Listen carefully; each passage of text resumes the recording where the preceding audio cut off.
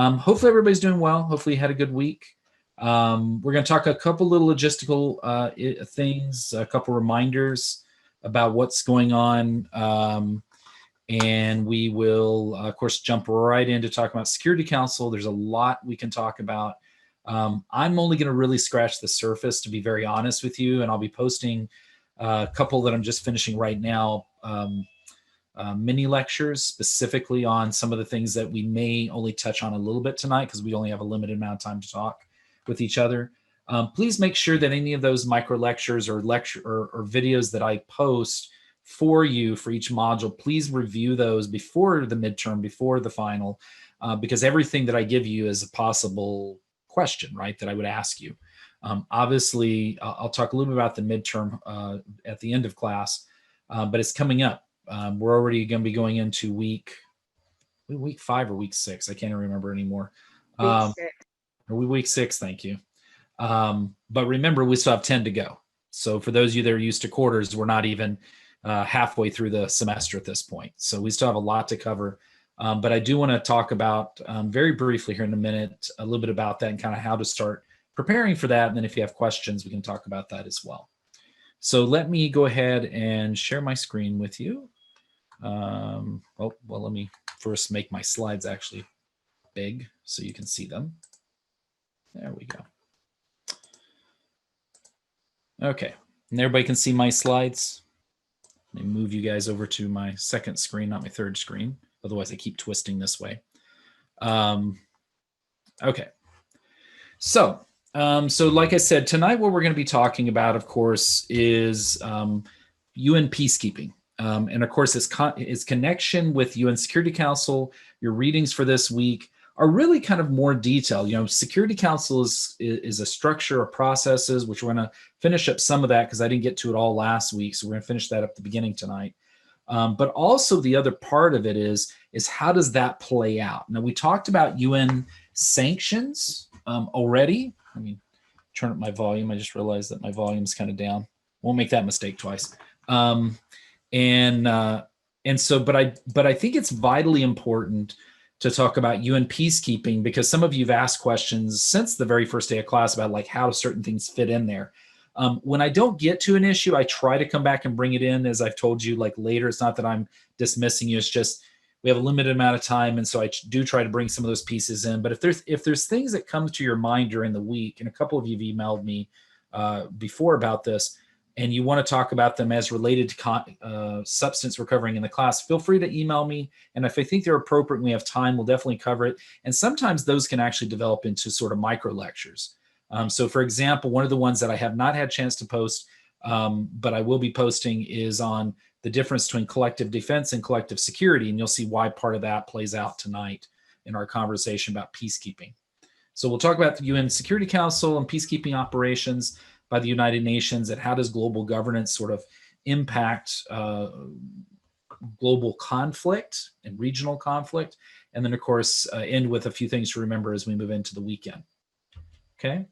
So first and foremost, hopefully everybody's doing well. I know that week 6, it's probably taking a little bit of a toll. I can tell by your faces. You look more rested this week. Either that or I'm just more tired. I'm not quite sure. But needless to say, stick in there. This does, as you can see, the material gets a little tougher as we move on, a little more detailed. As I kind of promised you, that's kind of, we start with a broad picture and then we kind of get more into the details as we get into the class. But if you ever have questions about any of that material or how to study it, feel free to do that. I will say, by the way, that I had intended for all your my comments for your first real life application exercise to be visible this morning. If any of you guys have faculty, you may know that for some reason we're having issues with Blackboard on our campus. I have no idea why. I don't know if any of you guys have run into other classes. We've had some instances where like entire things that faculty have built all of a sudden have disappeared. Technology is not foolproof. And so that's partially what's been holding me up as well, is trying to get that information out to you, because I also don't generally release grades or comments unless I've done the entire class, just to be fair to everybody, because as you've gotten to know each other, I don't want somebody to get one comment and then they go talk to their friend and the friend goes, well, I haven't gotten my comments yet. So I try to release it all at one time. That will be up there before as you start your real life application exercise tomorrow, but I will kind of give you some pointers tonight based on your think pair shares, how I think you're doing on that, as well as the real life application exercise number 1. Remember, number 2, everybody got credit for that. And I'm updating there's no TA for this class, so I'm doing all the grading myself. And so because we're like right below the number where they give you a TA. So I apologize for the time it takes sometimes to grade, but I want to make sure that I'm giving you a thorough and really making sure that you get the benefit of the doubt of whenever I'm looking at things. Do know that if you've been submitting your think pair shares on time, you're getting full credit for it. Okay, so the point of the think pair shares, you'll notice they're a small percentage of your grade, is really just to prime your brain to think about things as we move into more details. So for those of you that have emailed me and said, I'm a little concerned, like, I saw some comments you gave about like clarity or whatever, do understand that, yes, I want you to feel free to approach me about those, but at the same time, don't be overly worried. If there is something that's really worrisome, I will reach out to you individually. Don't worry about that. I know that like within the first 2 weeks, I reached out to about 10 of you in our class. Maybe, I don't know if those 10 are here, because I was a little worried about how they were doing in the class. So I constantly go back and recheck and look at the grades and try to make sure that, if I can provide assistance, we'll do that. But yeah, if you're submitting your think pair shares, which I think all but like 5 people are regularly who are still enrolled in the class, which is pretty impressive in an online environment, that you guys are that engaged. I'm highly impressed. I mean, it's hard enough to be engaged in this environment with everything else going on, and the fact that your guys' posts are very, very strong. So I'll talk a little bit about that in the real life application exercise, some tips, general tips here in a few minutes. But I wanted to talk first about your online prep quiz number 3, as we always do week B of every module. So as you see in front of you, generally speaking, you guys are doing pretty well on the quizzes. There was a little bit of a dip for section number 1 on this quiz compared to section 88. What that was supposed to be originally is 88 was the Palm Desert campus, San Bernardino campus was section 1. It's a mix, as you guys know. I would try to pitch you guys against each other because competition fosters excellence, but we're not going to do that. But needless to say, or maybe I am by showing you the grades, I don't know. But generally speaking, most of you are doing pretty well in the class. Part of what I should say about section number 1, your guys' average score got pulled down because there were at least 3 people who didn't take the exam. So that immediately drew the overall class grade down. When I take those out, it's roughly about the same, 85, 86, 87, which is pretty high actually for a 90-person class for upper division. So kudos to you that you guys are taking the time.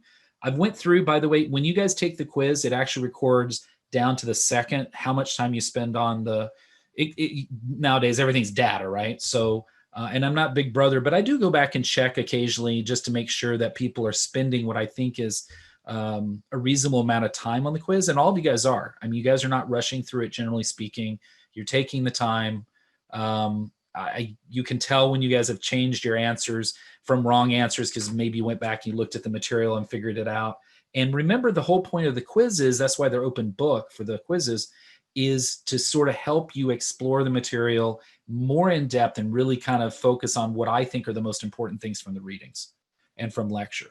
We cover a lot of material. You can assume that if it's on the quiz, that's very important to me because there's a lot more stuff I could ask you. Okay. We did have 6 people in each class score a perfect score, so that's really good. And in fact, if you look here, the bulk of this people in both sections, actually, when we look at the grade distribution, got A's. So, needless to say, you guys are doing very, very well. Even the people who had the lowest scores, one was a 65, one was a 55. Nobody wants those scores, but I will tell you, having taught a lot of upper division classes, this is pretty good. So needless to say, I just want to say you're awesome. So you guys are doing a really good job. If you have questions about any of the content anytime, definitely let me know. This is a brand new class. It's going to be taught every term. I'm looking at your grades right now. I don't assume anybody's going to have to retake it after this term unless you have a major meltdown at this point.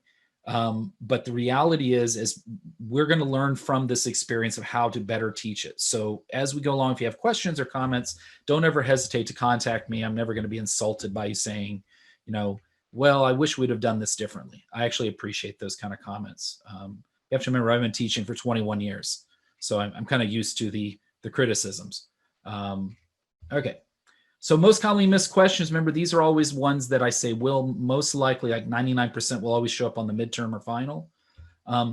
The first one was the most commonly missed question for both classes. And so according to the assigned readings, which one of the following statements is true? Okay, so the first one, of course, is 60% UN members vote the same way as the US. Allies of the US always vote within the Security Council and the UN General Assembly. European UN member states are more likely to vote, or all of these statements listed are true. Now, I will tell you the wrong answer that actually this was the most commonly the most commonly I'm trying to think how to say this. Sorry, been a long day. Those who overwhelmingly people got this correct, but for the next largest group, because it breaks all the data down for me, who got that wrong, most of you marked all of these statements are true. Okay, and the correct answer is European Union member states are more likely to vote with the US when compared to developing countries. This is from the chapter in the book about keeping tabs, and it's all about sort of voting behavior. The reason this one is not true, that all the statements are true, is, for example, one of those things is the fact that allies of the US always vote within the UN Security Council. Is that true? I mean, think of allies. Who are some of the allies? Russia, or no, I'm sorry, Russia. That was a Freudian slip. Sorry about that. Meant to say the United Kingdom and France, right, are allies, or NATO members, right? Other non-permanent. Yeah, and so these are individuals who sometimes will vote against us and not vote with us. So anytime you see the word always, really think, is that always is a pretty definitive statement. I would say that, at least in my writing of questions, if I ever use the word always, you need to really be absolutely sure that that's true. It's most likely not. Okay. Over 60% of UN members vote the same way as the US. Actually, it's 45.6% according to the US State Department, most recent numbers, which are actually in the book you're reading. And so, needless to say, European member states do generally vote with the US when compared to developing countries. And remember, the developing countries outnumber in the GA the European countries. But then when we move to UN Security Council, then the balance gets thrown off, because then we have France, the UK, and the United States as 3 of the 5 permanent 5 who have veto power. So immediately it shifts the power globally in a different structure. Okay. Any questions about that? Oops. Shut my chat window for some reason. Nope, we're good. Okay. Second most missed question. This was kind of a mix. It was the most commonly missed for section 1, but it's like number 7, I think, for section 88. Which one of the following entities can act as a good office? Somebody tell me what a good office is. Tell the class. I took it from your lectures as a third party that acts in an unbiased manner when 2 members are having a conflict. Yeah, absolutely, Marcos. Yeah, absolutely. So right away, if we look at this, right, what can we eliminate? First of all, 7 of you in section 1 mark none of the above. And I think I told you, never mark none of the above. It will never be none of the above. I'm assuming those are 7 people who've never showed up to lecture. Okay. Of course, we post the lecture, so you would think you would follow that too. But okay, so it's never none of the above. One of the UN member states involved in the conflict, going back to Marcus's definition, which is absolutely accurate. The reality is that you could have one of the UN member states involved, right? One of the UN member states involved in conflict. Would you want a UN member state who's involved in a conflict to be a good office in that conflict? No, because there's a conflict of interest. It doesn't even make sense that way. No UN member state can act as a good office. Is that true? No, UN member states have the absolute right to act as a good office. Okay. And that's really important to understand. I think I gave the example of Algeria, for example, or Switzerland. Switzerland actually for a very long time was not part of the United Nations, and they acted as a good office in a lot of conflict. Since that time, actually, they have. So, for example, the United States does not have diplomatic relations with Iran. But we do actually, Iranians do have a special section within the Swiss embassy in DC. So it's a way for us to talk to the Iranians, sort of this back channel through this good office of the Swiss. Okay. Yeah. Is that where the saying, I'm Switzerland came from? Yes, exactly. Yeah. They've had a long history of trying to remain neutral. Obviously, they were neutral in World War II. They've been involved many different conflicts that occurred around them historically. But yeah, that's actually where the phrase comes from.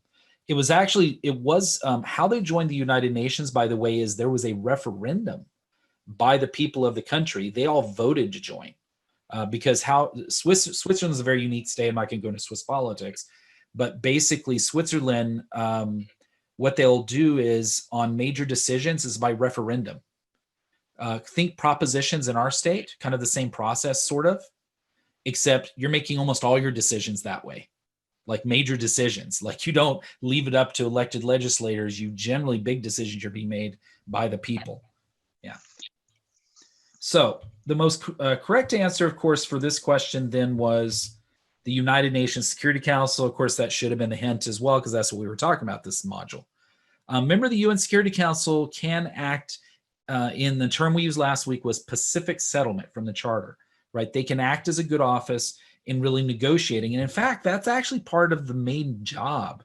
According, if you look at notes and things that were written by some of the founders of the United Nations, they really intended the Security Council not to be an entity that was simply just calling for sanctions or military action. The first and primary mechanism they should be is a good office when you have conflict. Okay. The third most commonly missed question, according to the signed readings, which is true about voting. Wait a minute. From 2000 to 2012, I thought I typed something twice there. Most UN Security Council resolutions adopted by the body. Most are vetoed by the body. The veto power is always used by one of the P5 or none of the above. Well, one of these we know we can eliminate, right? So now we're down to 3. So the most, I will tell you what a lot of people actually said was the second most answered, but it was wrong, answer that you guys put in as a group, both sections, was most UN Security Council resolutions are vetoed by the body. That's not true. In fact, if we look historically, remember that's why I put the time period at 2000 to 2012. Most of them have been adopted, in fact, most of the time by consensus by the body. So up until the end of the Cold War, yes, the veto power was often used a lot of times, and we're going to talk a little bit about that here in a few seconds.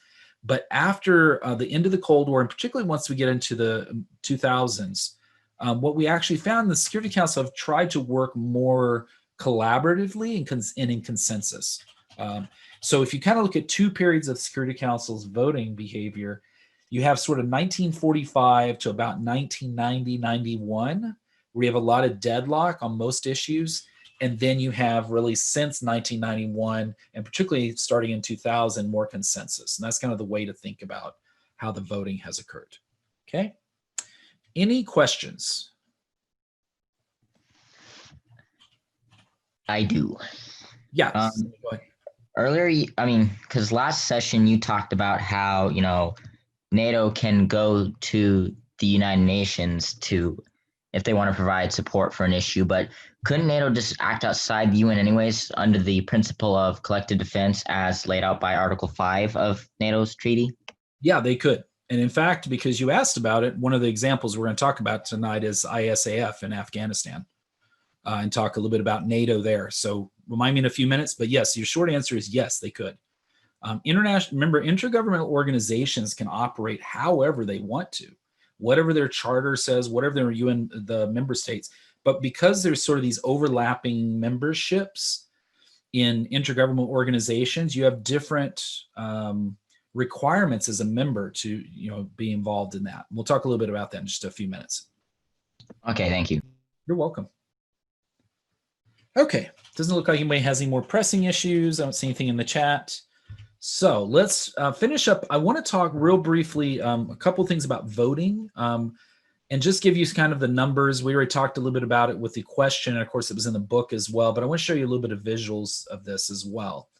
So when we look at sort of 1940s to 2000s right here, and I like this diagram because it's a really good example of it, of what happened.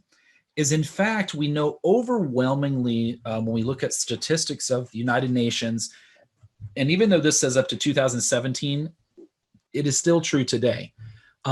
Most number, or the out of the P5, it's actually not the United States that has vetoed a lot of things. It was the USSR, as suggested here with all these hammer and sickles, you see. Each one of those is a veto. And what's interesting about it is they dominated, and they still do somewhat today under the Russian Federation, just to a lesser degree, dominate vote of the veto, the use of the veto. Followed by the United States. And in fact, China and France tend to actually use it the least frequently. In fact, China generally only uses the veto when it involves major partners in trade for the most part, or if it's something aimed at like a country that they have a relationship, very close relationship with. So we're going to talk a little bit about the Korean War here in a little bit in the use of the veto, but that would probably be a very good example. So for example, if tomorrow there was a call by the United States to put more sanctions or use or call for military force, to expand military force beyond what's already there in the Korean Peninsula, most likely China would probably veto it. The reason is they're one of the few trade partners that North Korea has today. In fact, they're basically the only one. And most of that trade comes across the northern border between China and North Korea. In fact, when you hear about these like tourists who get captured going into North Korea from America or from Europe, but particularly from America, it's because they went on some sort of tour that takes them over that northern border. But needless to say, France very rarely uses the veto. Now, what will happen is France and the UK in particular will very often abstain from a vote. So they may not use their veto, but what they will do is they won't vote in favor of things. Instead, they'll say, we'll just stay out of it. There are a few exceptions to that. France generally, their vetoes have primarily, as you can see over here, primarily in the 1970s and a few in the 1950s with the UK. And what this has mostly been around, by the way, is when there's been a call for action against governments, particularly in sub-Saharan Africa, because France was very involved after the scramble for Africa and was very involved in Africa. And so they have a lot of sort of neo-colonial ties still with parts of sub-Saharan Africa. So you see a lot of that today. The United States, of course, you'll see that we kind of stayed out of it until about the 1970s and 80s, and a few in the 2000s, but not a huge amount. But here, where did you think most of these vetoes, why all of a sudden there's this huge uptick in the United States using their veto power during those decades? Does anybody know? Height of the Cold War. Height of the Cold War, so that's part of it. But also what's going on in the 1970s and 1980s globally? Does anybody want to know? There's two instances I can tell you about. They're show up here. Vietnam. I'm sorry? Vietnam. Vietnam's part of it, but beyond Vietnam. Vietnam actually is very minimal. Operation Cyclone in Afghanistan? No. Was it the oil crisis in the 1970s? Oil crisis, and also related to basically everything around the oil crisis, which was the 73 October War, or often referred to as Yom Kippur War by Israelis. So a lot of these vetoes, by the way, in the 70s and 80s were primarily vetoing resolutions that called out two countries that were allies of the United States. One of those is Israel. Almost anything that's ever voted on in the Security Council that comes up condemning Israel, the United States will veto it. We just did recently in the last few months. The other was in the 1980s was anything that dealt with South Africa. Now, remember the 1980s, South Africa was an apartheid state. Mandela was still in jail. This is prior to the fall of the apartheid state. We tend to forget, and I think, history, we tend to forget a lot of our history, but the United States, through most of its existence, supported the apartheid state of South Africa. It was actually only until about the mid-1980s that we switched foreign policy. And so almost any time there was condemnation, particularly in the early 1980s of South Africa, the white apartheid state there at the time, dominated by Afrikaners, they basically vetoed it. There was no action taken.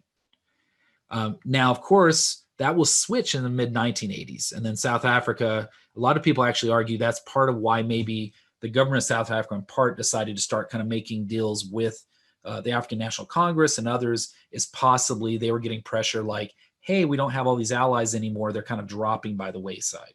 So it may have been one of many factors. Okay. This just shows you a little bit more, kind of sorry for the digitalization, but it kind of shows you various, like how people tended to vote. So on kind of a handful of questions. So for example, France, remember I told you this is France right here. And it's hard to tell because that's a light blue and that's a dark blue on this shade. But the middle here is actually the ones that were voted on primarily by France. So if you look, South Africa, Namibia, which is in sub-Saharan Africa, if you didn't know, Libya, so sort of those things. If we look at Russia, it was pretty much any of their allies, right? So, and then if we look at the United States, it's pretty clear. Israel, Palestine, so the question of Israel, occupation, very high. South Africa, very high. Nicaragua was a big one in the 1980s as well because of our support of the regimes in what is Central America. Okay. What exactly is the Greek question? So the Greek question is about the little island nation of Cyprus, is what that's about. And what Cyprus is that it's a longer story for a Middle East politics class, but basically Cyprus is a divided country for all intents and purposes today. One half of it is controlled by Greek Cypriots, supported by the Greek government, and the other is controlled by the Turkish government, and they're referred to as Turkish Cypriots. The European Union today only recognizes the Greek recognized government. The UN does as well through votes. But this has always been a question. And the Spanish question, which nobody asked me about, is about the Western Sahara, what used to be called the Spanish Sahara. That was that little piece of Africa I told you about that's like one of the handful of very large non-state entities today. Okay. Okay. So just to give you a couple examples of kind of how it's played out real recently. In fact, there was just a veto in August 31st. So just literally a handful of days ago. So right before, or actually since we started this class, there's been a veto done at the UN Security Council that pretty much nobody paid attention to unless you study the UN. And it was 14-4, 1 against, and the 1 against was a US veto. And so you'll notice, though, there's probably a good reason for that. The resolution was really calling for this idea of rehabilitation, reintegration of foreign terrorist fighters. And you can imagine what the U.S. policy is on that. And by the way, that's not unique to Trump. That's been a policy that's been around for some decades, which is that we generally don't believe in the reintegration of foreign terrorist fighters, at least not into our own country and barely into other countries. And so there's that issue. The UK actually we thought was going to veto it because obviously they've been bringing back ISIS members, but then they've been sort of saying, we're not going to give you citizenship and we're going to hold you as a non-citizen in jail, which there's all sorts of legalities there. But Russia and China vote just about a year ago, one of the many times in the last couple of years, there's been a vote on calling for action in Syria to stop the genocide there. The Chinese and the Russians, no big surprise, vetoed it. They're major allies of the Assad regime, trading partners. And in fact, a lot of oil is sold. We tend to forget that oil is still being pumped. If you go to parts of Syria today, there's literally entire neighborhoods still being bombed, and you walk down a block and it's very surreal. There'll be people like brand new hotel open. They're outside. Well, this is pre-COVID-19. Outside playing, in the pools and stuff. And yet literally you can see entire neighborhoods being leveled a few blocks away. It's a warfare is a very, very strange thing for those of us who've been in conflict zones. And then, of course, another good example where the U.S. voted against or vetoed, where you had a full amount voting for it, was the issue of the status of Jerusalem. You probably know that for the first time in U.S. history since 1948 and the establishment of the State of Israel, the Trump administration moved the U.S. Embassy from Tel Aviv to Jerusalem. Why that's important, by the way, is because the Israelis have always argued that Jerusalem is their capital. But none of the embassies, they had major, in fact, what was interesting, the U.S. embassy in Tel Aviv was smaller than the U.S. Consulate in Jerusalem. But it was a very legal thing, because the argument is that if you go and move your embassy there, that's in occupied territory, you by de facto are recognizing it's not actually occupied, was the argument. And that's what was in this resolution. That's why the US voted against it. So these are just some examples of kind of like the US voting against it, China and Russia voting against it. You'd have to go back a couple decades to get the UK and France, by the way. It's been a long time since they vetoed anything. So one other thing I should say is you can imagine the UN Security Council meets 365 days a year. They're open for business. There's staff always there. The building is one of the parts of the building that is almost always lit up, and there's always people working in shifts because conflict doesn't stop. International peace and security is a constant thing. And so you have to have these subsidiary bodies that they've developed over the history of the United Nations to sort of help with managing the thing that is the United Nations. So the greatest example of those is those that kind of focus on specific issues. So post 9/11, there was the development of the CTC, as they call it, or the Counterterrorism Committee. What they do is they basically issue reports, and they do intensive studies on terrorism-related issues globally, and they provide basically information for the UN Security Council members as they're voting on issues. And also those reports are also read by you can find them online. This is actually one of those. You'll see here about relocating and returning foreign terrorist fighters. This was one of the documents that the members would have been reading and other information like it prior to the vote on the resolution that I told you in August. There's also the Non-Proliferation Committee, which is relatively new. And this is a subcommittee of the UN Security Council focused on really the non-proliferation of weapons of mass destruction, particularly nuclear weapons, but also radiological, biological, and chemical, because we tend to forget that those are just as actually more likely to be used than nuclear weapons would be today, probably. There's also the Military Staff Committee that's been around since really almost the beginning. And this is really the body that helps sort of manage a little bit about the peacekeeping. So they work they're kind of the conduit between the UN Security Council, Department of Peacekeeping Operations, and the various other agencies that do peacekeeping and write at those issues. What has grown over time, and that's due to the large number of sanctions that have been put forth and approved by the UN Security Council, is there is 14 currently, 14 subcommittees for 14 different types of sanctions in the world.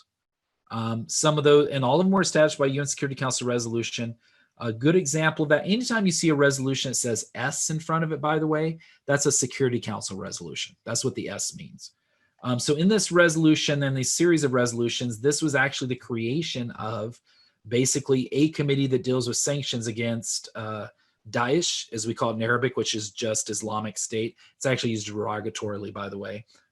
It's not a formal title. Or ISIS, as we call them, or ISIL, as the UN and other international bodies call it, and Al-Qaeda both.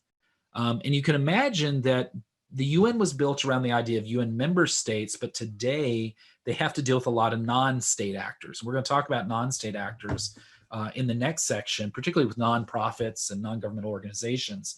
But we also need to remember there's terrorist organizations. And so the UN wasn't built to really deal with them. And it wasn't because terrorism wasn't around in 1945. There definitely were. But it's grown over time, and the complexity of it has obviously grown. And so a lot of what this sanctions subcommittee does is goes after individuals and cuts off their money supply.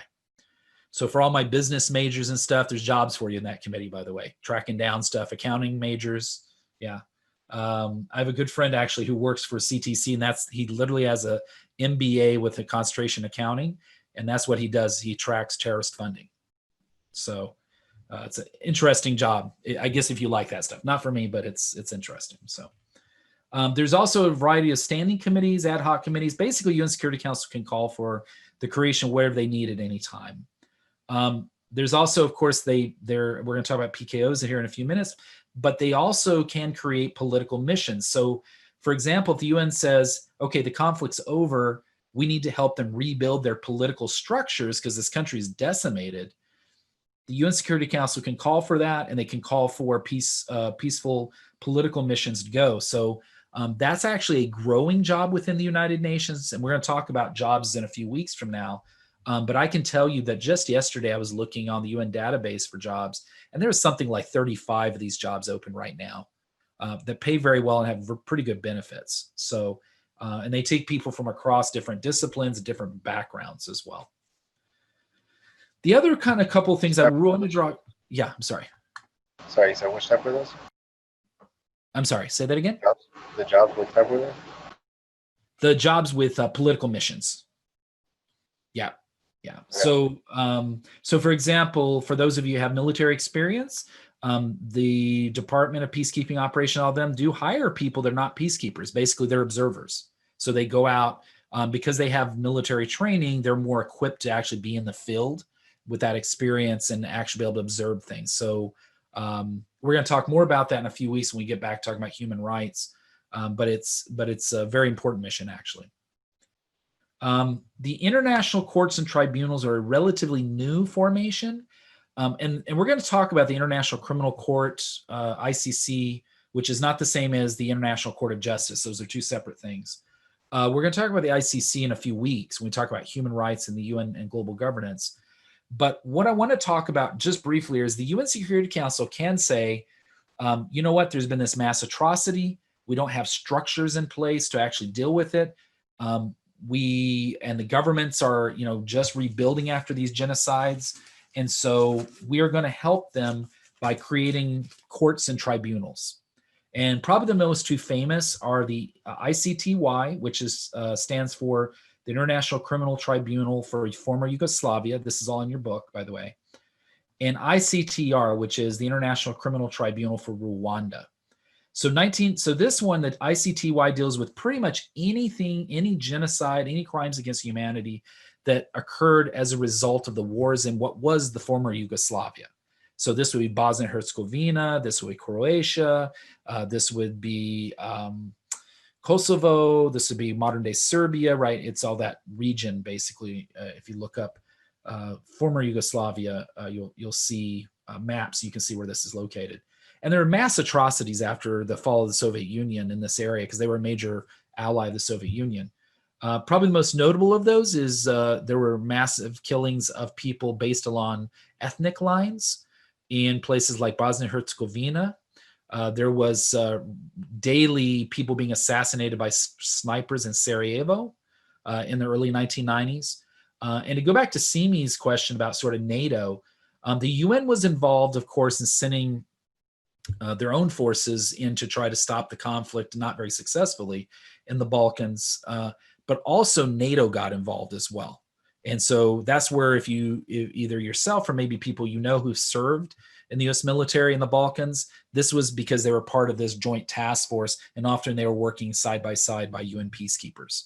And in fact, we still have U.S. forces there in the region today. So ICTR, of course, is about the Rwandan genocide that occurred in 1994, when over 100 days, over 100,000 people that we know of were killed because they were of the wrong ethnicity, to say the least. We're going to come back and talk about these. We talk a little bit about genocide in a couple weeks. But both of these were formed basically to create sort of a way to, how do you solve and hold people accountable for these massive acts of atrocity?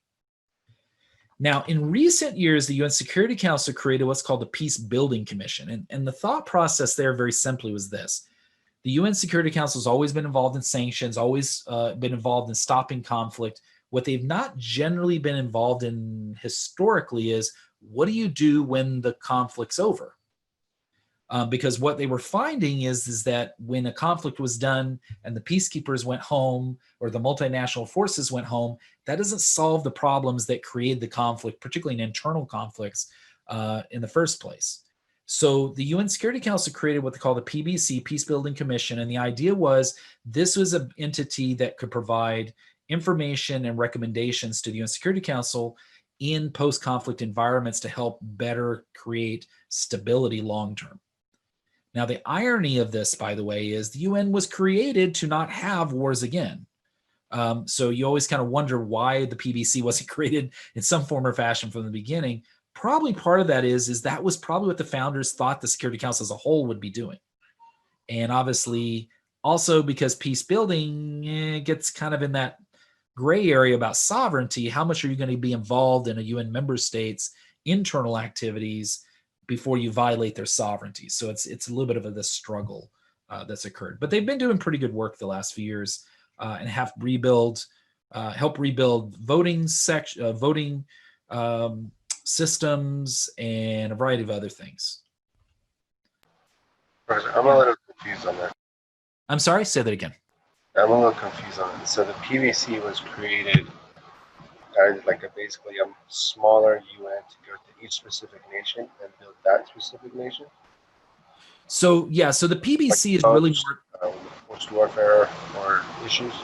Yeah, it's just kind of a bigger group that talks about they can address, and they generally are addressing specific conflicts with, let's say, within countries or between countries. Today, most conflicts since 1945 have actually been internally, not between two countries.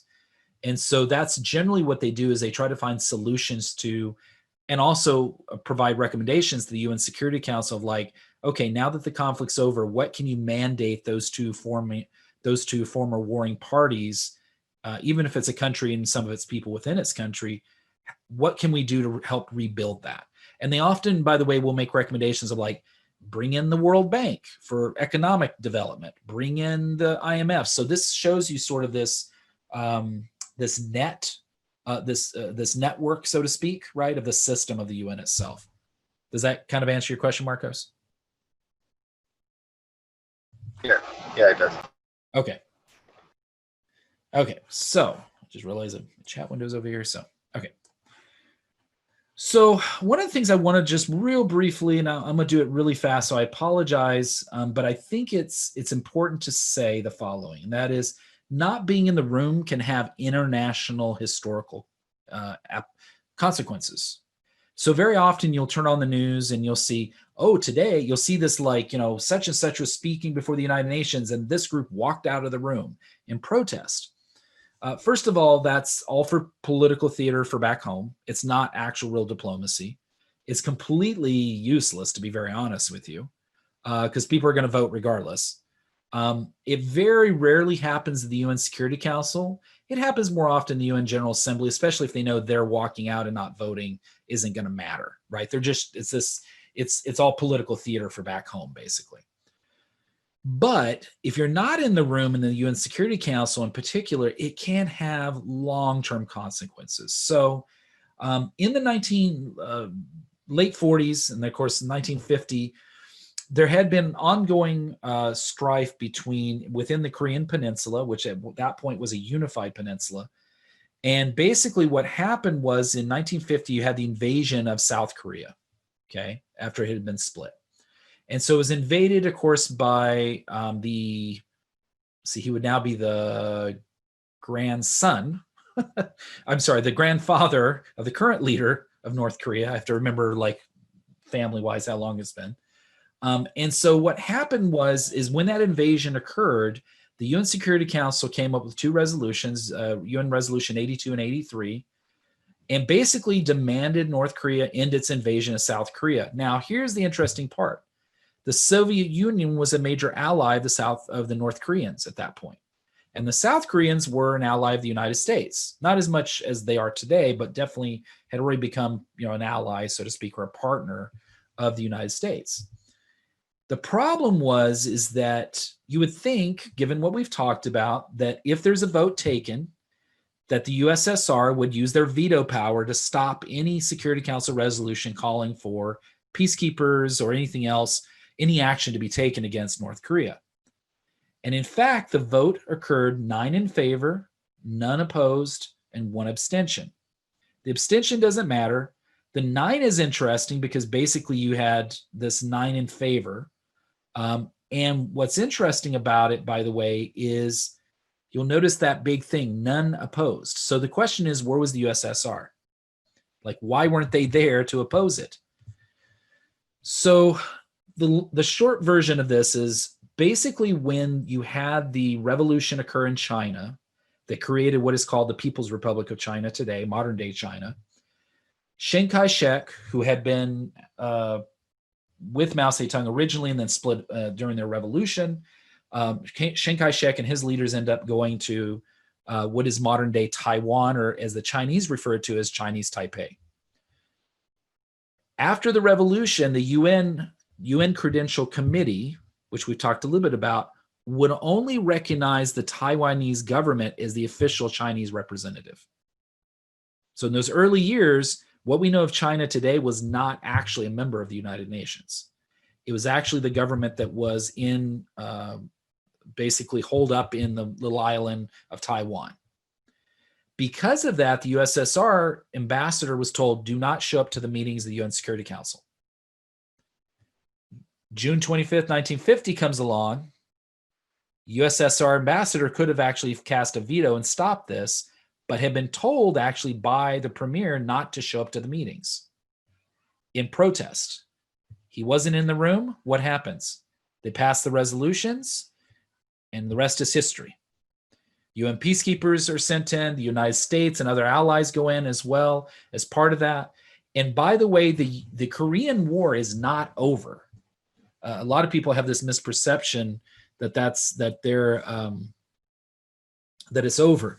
This is a picture from modern day DMZ. Okay, this is the DMZ here. And this is the Joint Security Area, what we call JSA. And the Joint Security Area, you'll notice, I don't know if you can see it on your side, but there's where my arrow is right here. Let me see if I have there's a way for me to get a marker here. Hold on. Use a pen here. This will make sense. You'll see where I'm drawing the line. I just realized I cut that poor guy's head off. Right here, that is two separate countries, according to international law, and how not the end, but the cessation of conflict during the Korean War ended. This side over here in the background, that's North Korea. On this side, this is South Korea, literally divided by that line. So if you guys saw pictures when President Trump went to go meet the current leader of North Korea, you'll see the very famous photo where President Trump is standing on this side and the leader of North Korea is on that side. Literally, it's just a concrete little line that draws, and actually goes through the rooms as well, not the barrier, but the line itself. And that is actually not the DMZ, by the way. That's the demarcated line.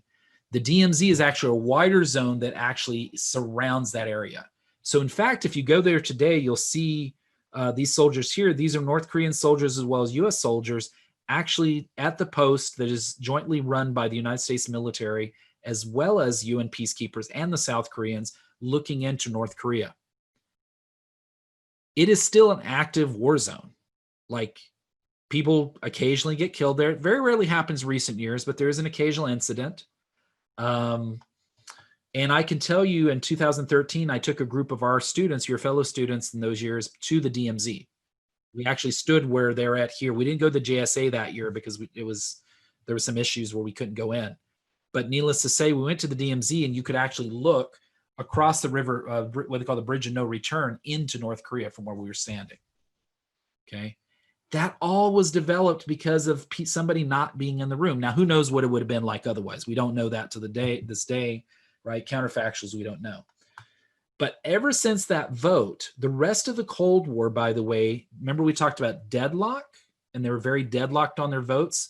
US would veto something, the Soviet Union would veto something, back and forth, back and forth. That developed after this, partially because the Soviets kind of were like, oh my God, what did we just let happen?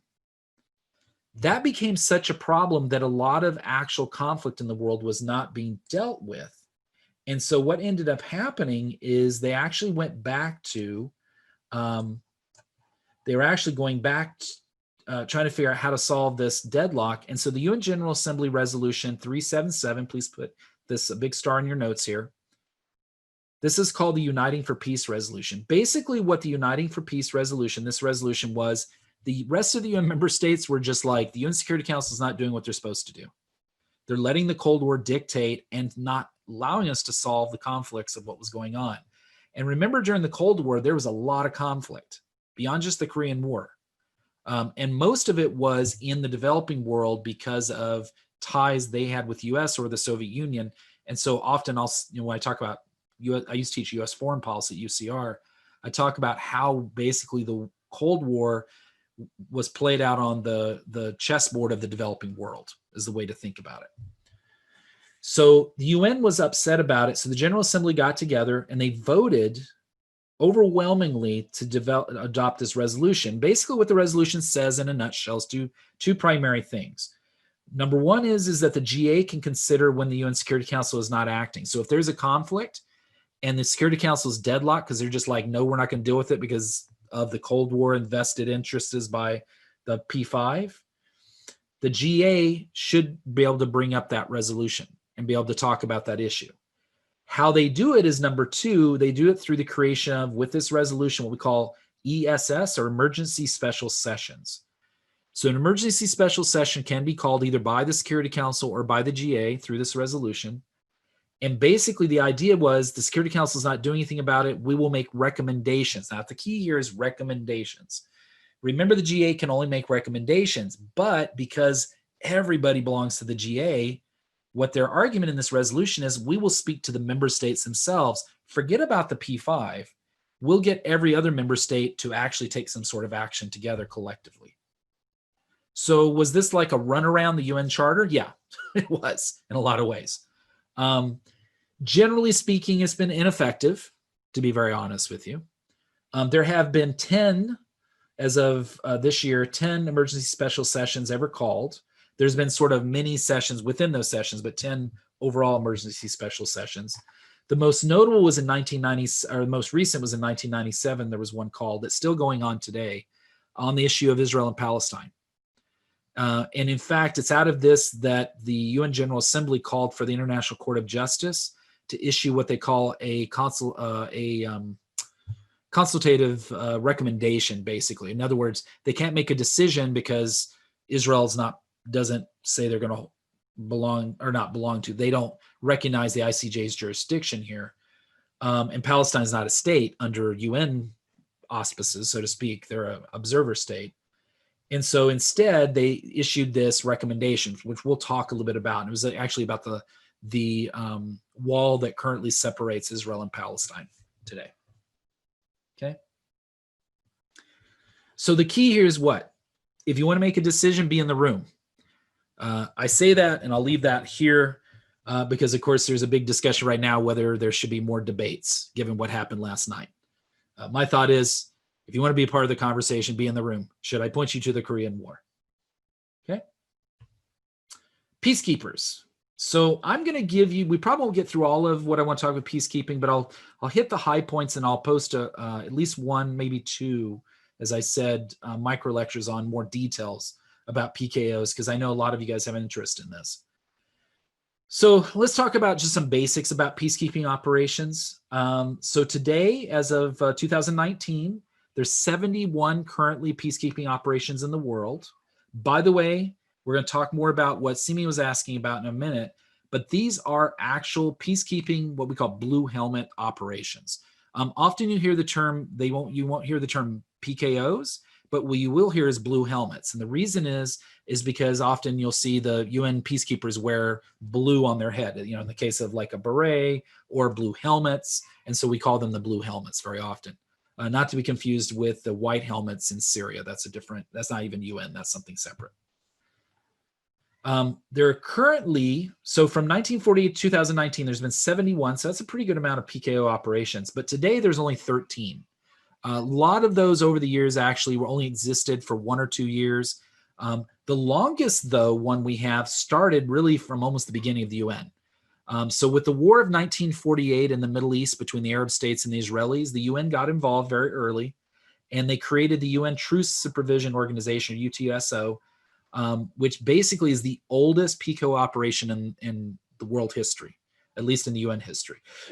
It started in 1948. It is still going on today. This picture was taken literally just a month or so ago from observers, actually part of that peacekeeping operation. And they're actually, this is Operation Observation Post Copper, actually, east side of the Suez Canal. So they're actually peering in and monitoring what's going on the other side of the Suez Canal. Okay. The most recent PKO was started in 2017 and will probably end this year, it looks like. In fact, probably this month, most likely. And that is the UN mission in Haiti. There's been multiple ones in Haiti, by the way. As of 2019, there's been over 100,000 people, or actually closer to about 110 to 115,000 people who serve currently actually as in PKO operations. So this is not over the years. This is a total amount currently. We should say, by the way, that not all of them are soldiers with weapons. Actually, a vast majority of them, by the way, are police officers. There's an increasing number, ladies, of women in peacekeeping operations. And in fact, this is a very recent picture, as you can see, since COVID-19's actually occurred. This is why she's wearing a mask. Because peacekeeping operations continue whether COVID's going on or not.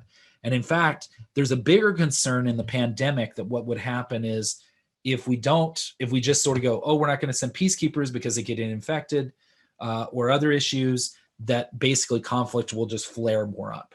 And so that's part of why it's continued to go. Very often you'll hear the argument of, oh man, peacekeeping operations cost us a lot. I would imagine that will come up in the presidential debates at some point, I hope. At least military spending. Actually, peacekeeping operations as an annual budget is less than 0.5% of all global military spending by all countries in the world. So as actually proportional, it's a very small amount of money spent on peacekeeping operations. And in fact, over about the last 10 years, there's been a decrease in the amount of money that's actually being spent on peacekeeping operations. Most of that there's been more effective ways of actually deploying troops, so you don't have to spend as much money and those kind of things. Brandon asked, how does one become a peacekeeper?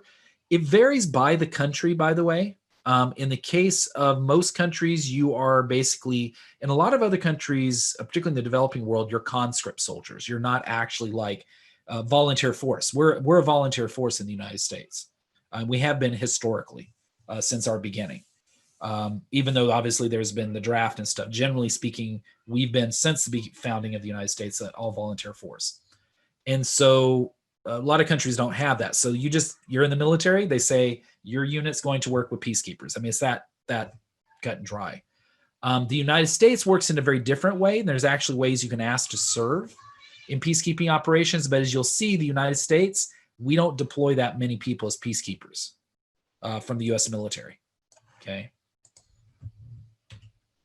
So this just gives you kind of an example of that. I want you to pay attention. This is some more infographics that goes more in detail.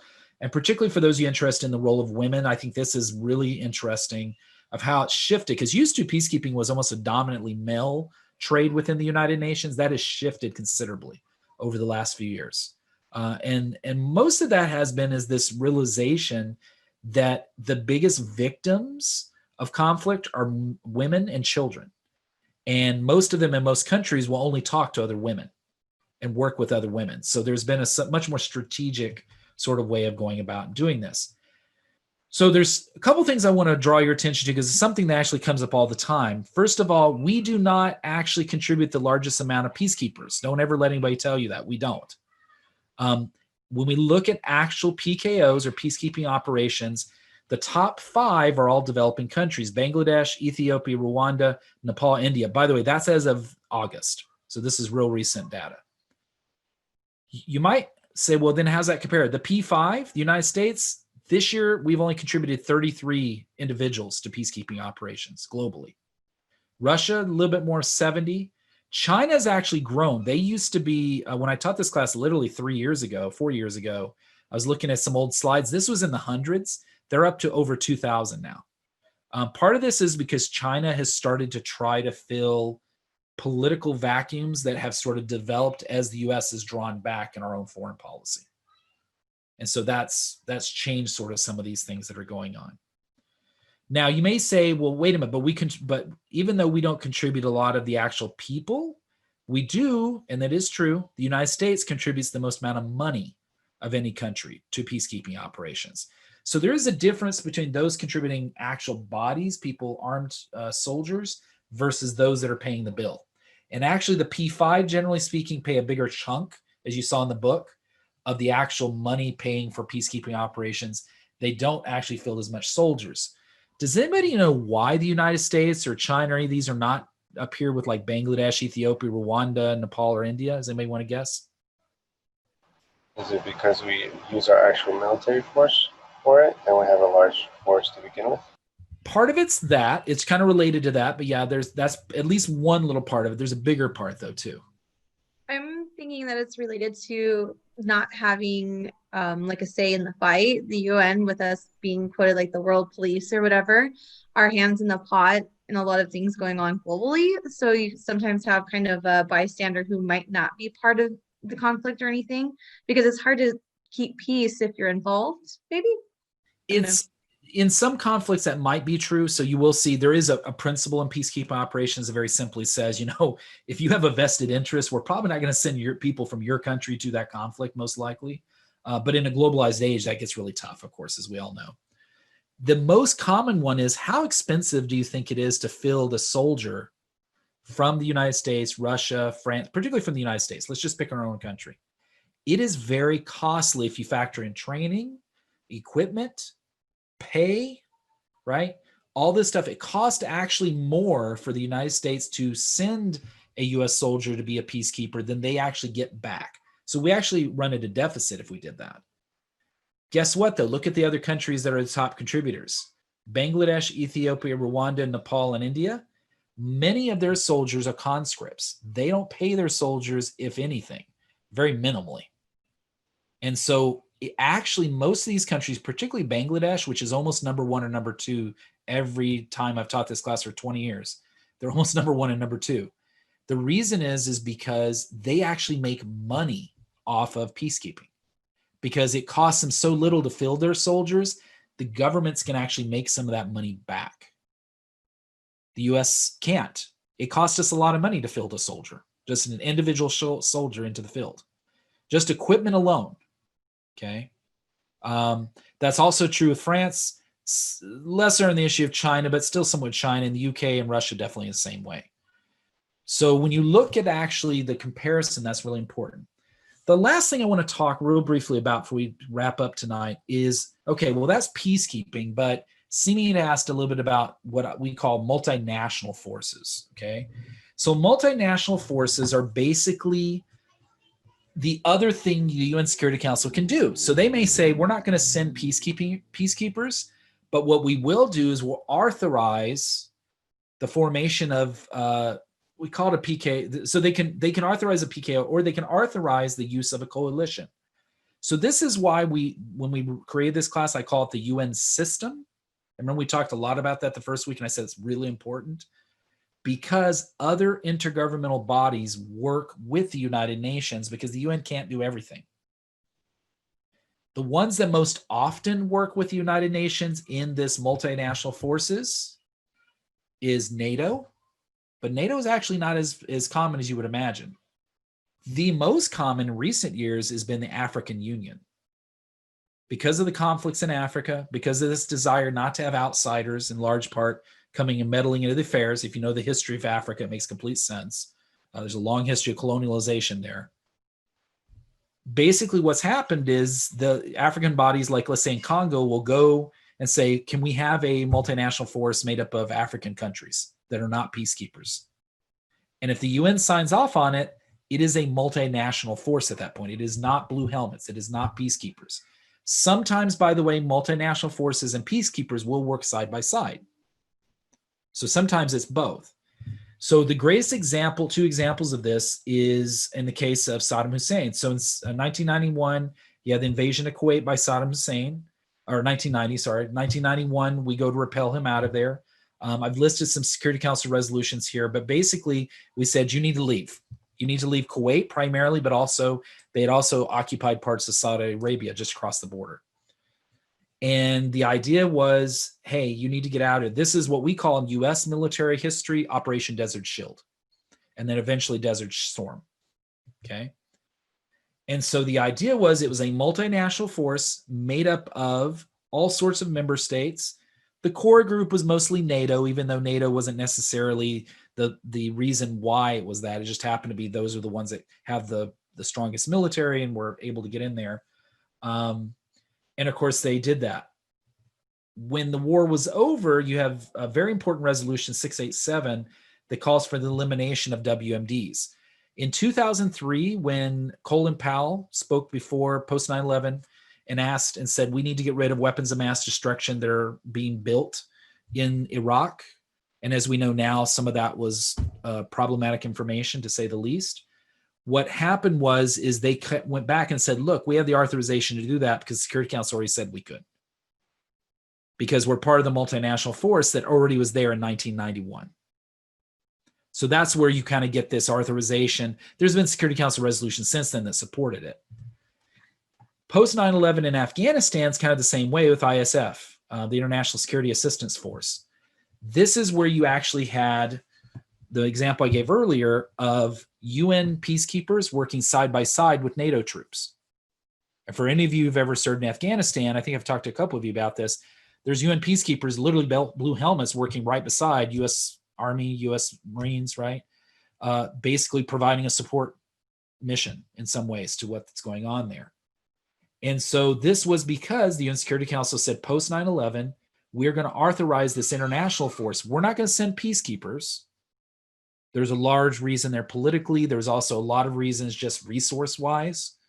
But NATO, right after 9/11, basically said that there is an idea called collective defense, which is this idea, if you belong to an organization that's a collective defense organization like NATO is a collective defense organization, an attack on one member is an attack on all member states. So post 9/11, that was the argument by NATO. The United States was attacked by by Al-Qaeda, who's being sponsored or at least supported by the Taliban, or being allowed to be there. And so we have the right to go in. We still went to the UN Security Council, said, can we have authorization? They said yes. And in addition to that, the UN said, we'll also send peacekeepers in as well. By the way, ISAF basically was there until under that resolution was there until 2014, so very recently. It's now shifted to what they call Resolute Support Mission post 2014. And this was an attempt to draw US soldiers and others back. But as you know, there's been a rise of violence again in Afghanistan.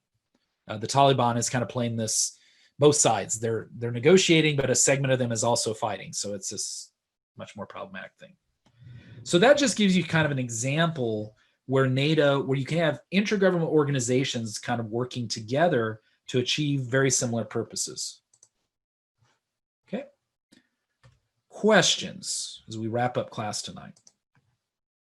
I just realized we didn't talk about go back to sharing my screen for 1 second.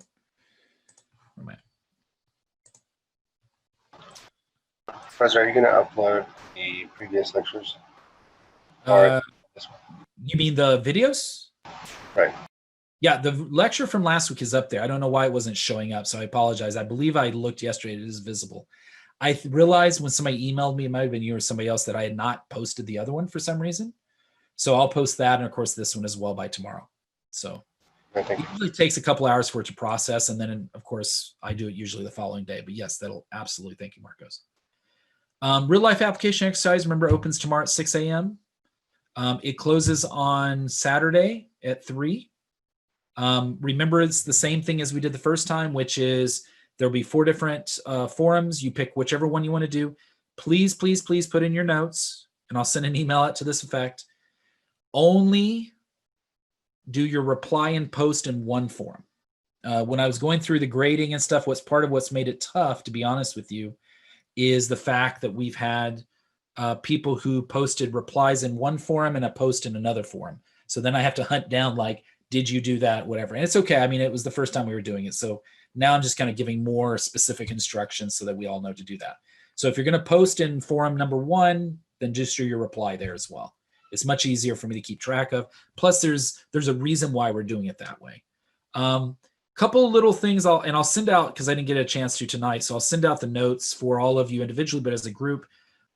Clarity is very important when you're posting. I've said that before. And also, don't get lost in the details. Really what I want to see in these real life application exercises, can you take some of the concepts and terms we've been talking about in a module and apply it to a given situation?